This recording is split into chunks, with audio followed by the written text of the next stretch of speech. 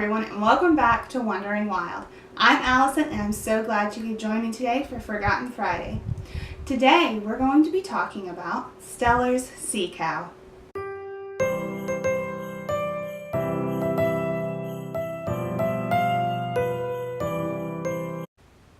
Okay, so the Steller sea cow is a very large aquatic mammal that once inhabited the near-shore areas off the Commodore Islands in the Bering Sea.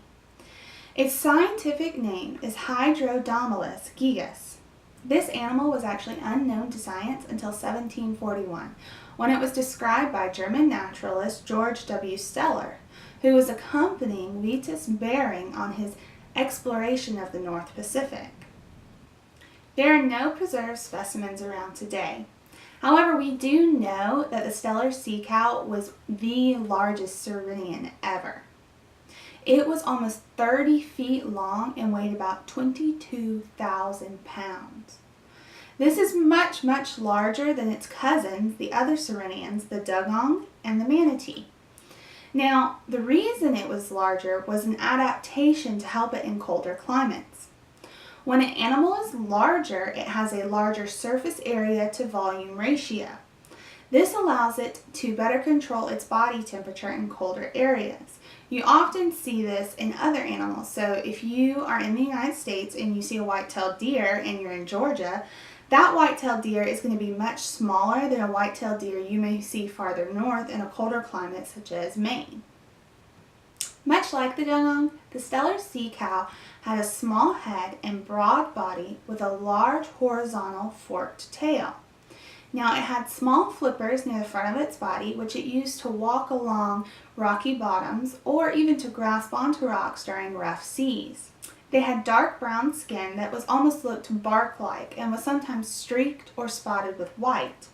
They also had no teeth and instead relied on a horny plate inside the mouth to chew their favorite foods, which were kelp and seaweed, found near the surface of the water. Now, these animals almost always floated near the surface of the water. This was because, due to their buoyancy, they could not really completely submerge themselves. This made them a very easy target for harpoon hunters. These sea cows provided much needed meat to Russian seal hunters on long voyages. However, unlike natives, these seal hunters were very wasteful in their kills and only used the meat, disposing the rest of the carcass. It was projected that when the animals were discovered, there was about 2,000 individuals. However, by 1768, they had been completely eradicated. Now, we're not completely sure if this is just due to hunting.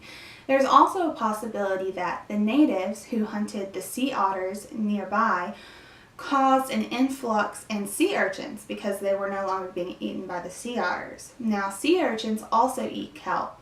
And so when there were more sea urchins, there was less kelp. So not only were these sea cows being hunted, they were also losing one of their main food sources. These are two reasons why more than likely this sea cow went extinct so very quickly. Another factor adding to their extinction was the fact that they were a small, virtually isolated population. So unlike some animals like the killer whale that we talked about earlier who have populations all over the globe, the Steller sea cow had this one small population in the Bering Sea. So when they started to be hunted and their food stores started to decline, they really had no way to combat these things and they had no way to recover. Now, there were reports in 1962 of a group of large marine mammals feeding on seaweed in the Bering Sea.